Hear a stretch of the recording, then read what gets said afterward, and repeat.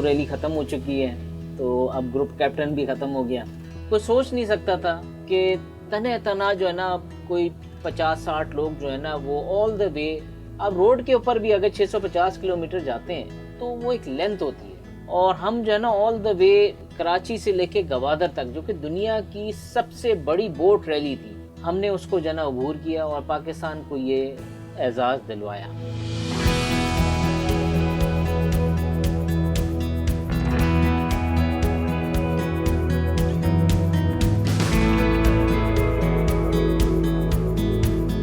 Idea कुछ इस तरीके से शुरू हुआ था कि मेरे एक बड़े अच्छे दोस्त हैं खलील, कैप्टन खलील, जो कि मलेशिया में मर्चेंट नेवी में होते हैं। तो उनके दोस्त रेयर एडमिरल जवाद साहब, जो कि अभी कमांड कर रहे हैं गवादर को इन नेवी, उन्होंने बोला कि आप लोग आओ, यहाँ पर बड़ी एक्टिविटी है, बड़ा जना फिशिंग स्पोर्ट्स के हवाले से और सी स्पोर्ट्स के हवाले से काफ़ी काम है गवादर में। तो आई थॉट कि इसको थोड़ा सा जना ऐसा करते हैं जो कि ये इवेंट एक हमेशा याद रहे। रोड से हम चले जाएंगे गवादर, घूम फिर कर आ जाएंगे, ठीक है, हो जाएगा।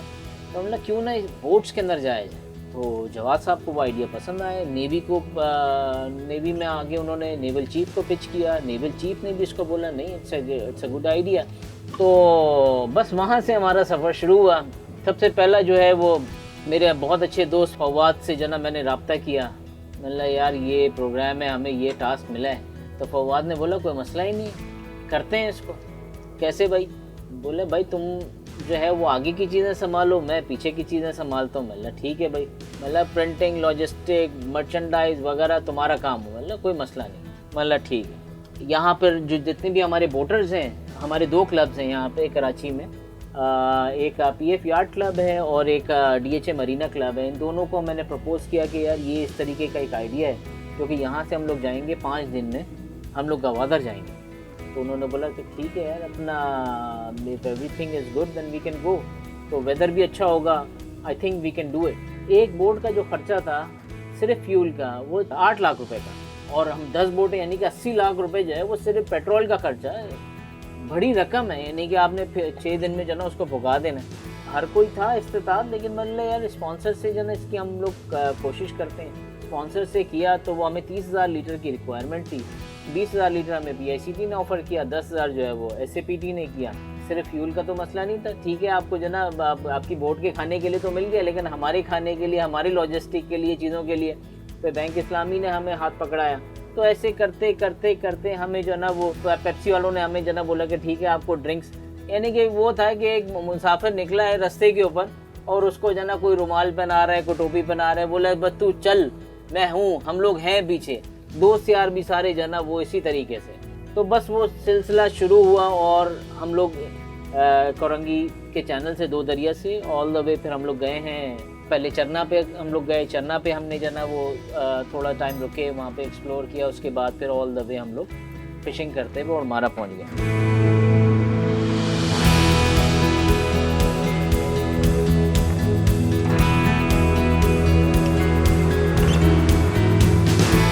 और मारा में बेहतरीन किस्म का हमें जना नेवी ने, वी डिडंट एक्सपेक्टेड कि यार नेवी जो है ना, एक तो होता है ना सपोर्ट करना, एक होता है ओन करना। Navy just own the event, और उन्होंने इतने खुले दिल से हमें जना सारी चीज़ें वहाँ पे हमें करवाई, सारा अरेंजमेंट। वहाँ के लोग बड़े अच्छे, हमने नाइट स्पेंड किया हफ्तलार। बड़ा ही खूबसूरत किस्म का एक बीच है और बीच के साथ रिजॉर्ट्स बने हुए हैं। हमें भी बड़ा मज़ा आया उधर रुक के, और सुबह का जो मौसम था और सारा जो व्यू था बड़ा ज़बरदस्त था।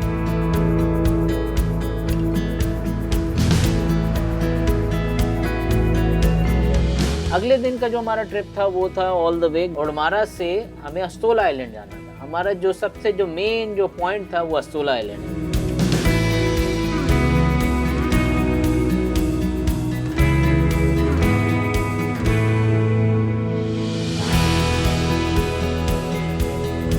अस्तोला आइलैंड जो है रात को जो है ना हमने पार की, हम लोग वहाँ पे उतरे, हमने कैंपिंग की। नेवी ने वहाँ पर भी हमारे लिए जो ना खाने पीने का, रहने का सेटअप किया हुआ था।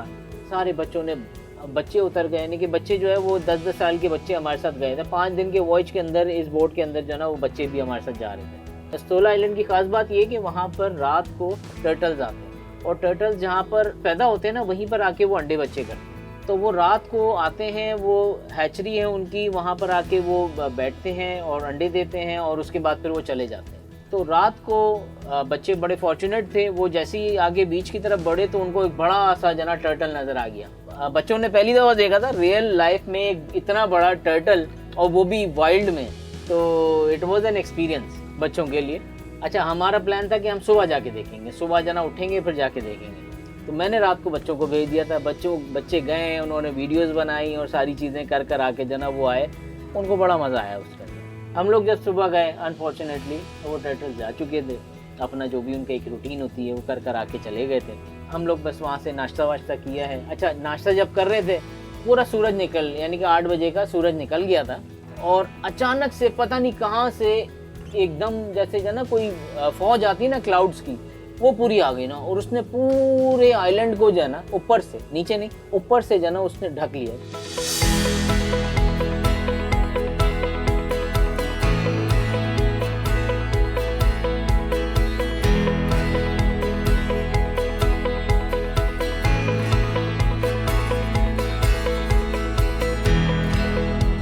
इतना ज़बरदस्त व्यू था, यानी कि एक टिकट में 2 मज़े थे कि आपको एस्तोला आइलैंड भी मिल रहे हैं और साथ साथ जो है ना आपको नथिया गली के मज़े में मिले, और सामने जो है ना बेहतरीन किस्म का सी ब्लू वाटर, इतना क्लियर कि मैं अगर इतने पानी में भी चले जाता हूँ तो मुझे मेरा अंगूठा नज़र आता है, बिल्कुल क्रिस्टल क्लियर वाटर।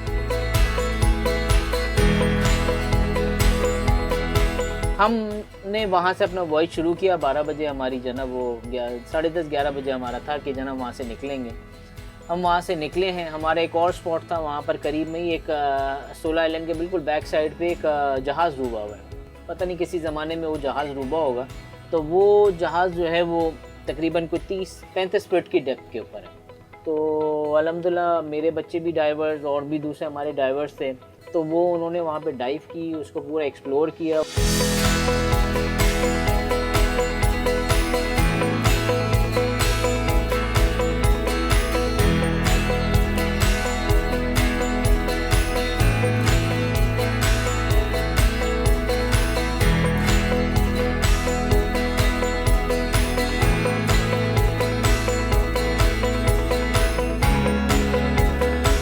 हम फिर ऑल द वे गवादर पहुँचे। नेवी ने बेहतरीन किस्म का, बाद में मुझे पता चला कि नेवी ने जो हमें जो उधर वेलकम किया था वो प्राइम मिनिस्टर का वेलकम होता है।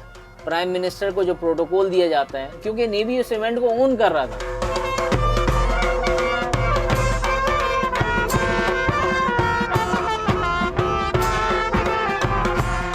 तो नेवी ने हमें बड़ा ही ज़बरदस्त किस्म का वेलकम दिया और हमें वहाँ पे डिनर और खाना पीना, शील्ड्स, रिवॉर्ड्स वगैरह वगैरह सारी चीज़ें जना हमें प्रोवाइड की।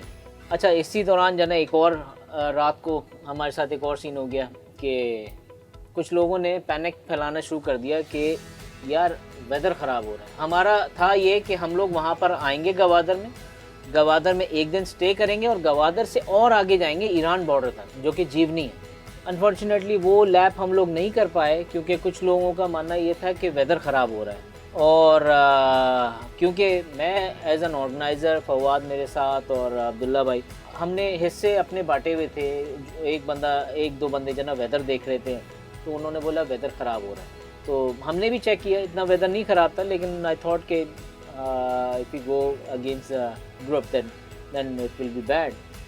तो हमने आए, शाम में उधर आए, रात को हमारा सारा वेलकम हुआ शाम में, और उसके बाद फिर मॉर्निंग में ब्रेकफास्ट करके हम लोग वहाँ से वापस की तरफ निकल गए। वो हमने एक समझ लें कि एक हिस्सा जो है ना हमारा अभी तक गवादर में पड़ा हुआ, जो कि अगले साल हम लोग उठाने के लिए जाएंगे। लेकिन वो जो डिसीजन था वो सही नहीं था। अगर हम लोग एक दिन और भी रुक जाते तो हवा हमें अगले दिन भी ख़राब मिली, और एक दिन और भी रुकते तो वो उसी तरह की हवा मिलती। खैर, गवादर से हम जब वापस की तरफ निकले, जैसे ही हम लोग निकले, एक जगह है वहाँ पर सुरबंदर। सुर का मतलब है सोना और बंदर का मतलब है पोर्ट। वो सोने का पोर्ट इसलिए कहते हैं कि जब सूरज पड़ता है तो ऐसा लगता है कि पूरा सोने का पहाड़ है।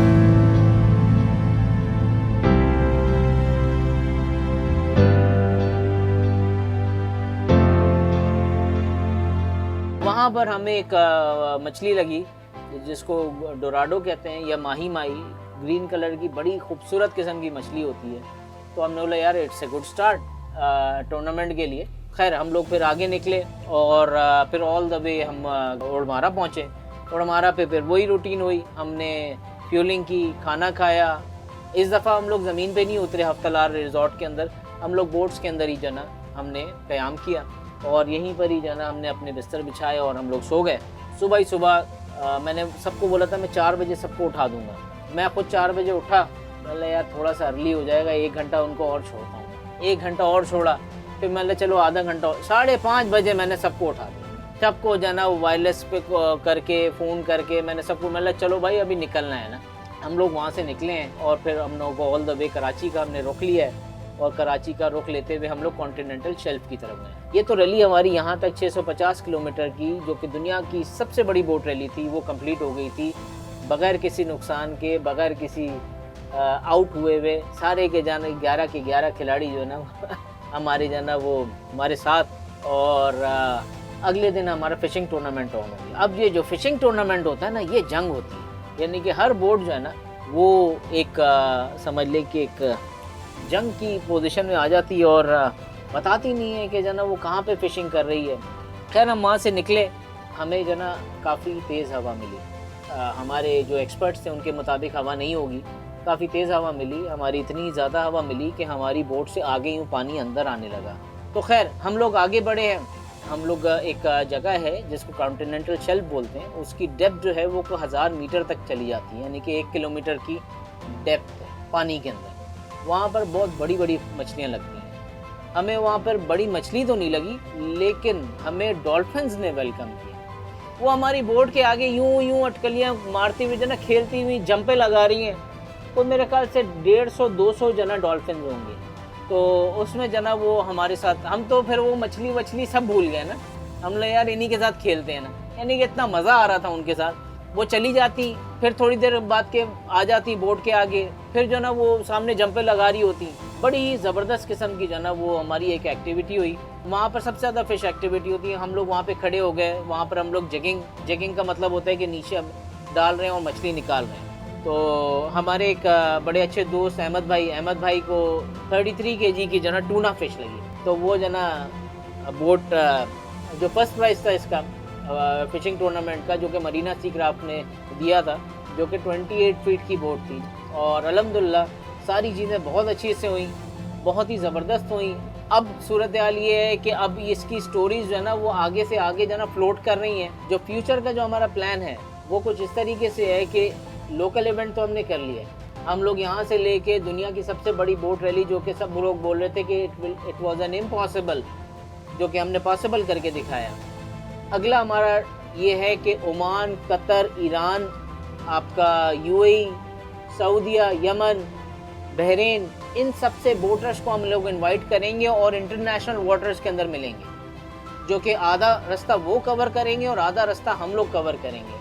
तो हम लोग जाएंगे, मिलेंगे और एक दोस्ती का पैगाम और एक फ्रेंडशिप का मैसेज जो ना हम लोग फ्लोट करेंगे। साथ साथ हमारा एक और प्लान है जो कि टीज़र है आप लोगों के लिए, वो ये कि हम लोग एक क्रूज़ शिप बुक करने वाले हैं, जो कि 500-600 लोगों की होगी, जिसके अंदर कोई 300-400 जना फैमिलीज़ अकोमोडेट हो सकती हैं। तो वो शिप चलेगा ऑल द वे दुबई से कराची और फिर कराची से दुबई और फिर बैकवर्ड। मैं डिस्कवर पाकिस्तान के थ्रू एक मैसेज देना चाहता हूँ कि हमें इस इवेंट के लिए सपोर्ट करें। हमारा जो नेक्स्ट ईयर का जो एंडोवर है, जिसमें हमने मुख्तलिफ़ कंट्रीज़ के जना पार्टिसिपेंट्स को बुलाना है इंटरनेशनल वाटर्स के अंदर, और पाकिस्तान की एक सॉफ्ट इमेज पोर्ट्रे करनी है, ब्लू इकोनॉमी को प्रमोट करना है, क्रूज़ शिप चलानी है। तो ये डिस्कवर पाकिस्तान इसके लिए हमारी पूरी सपोर्ट के अंदर है। और मैं इन्हीं के तवज्जो से चाहता हूँ कि हमें स्पॉन्सर्स, आप लोग, आम लोग, सब लोग सपोर्ट करें, गवर्नमेंट्स हमें सपोर्ट करें इसके अंदर, ताकि हम बेहतर से बेहतर अगले साल का प्रोग्राम प्लान कर सकें और एक पाकिस्तान को एक बड़ी पिक्चर के ऊपर दुनिया को दिखा सकें।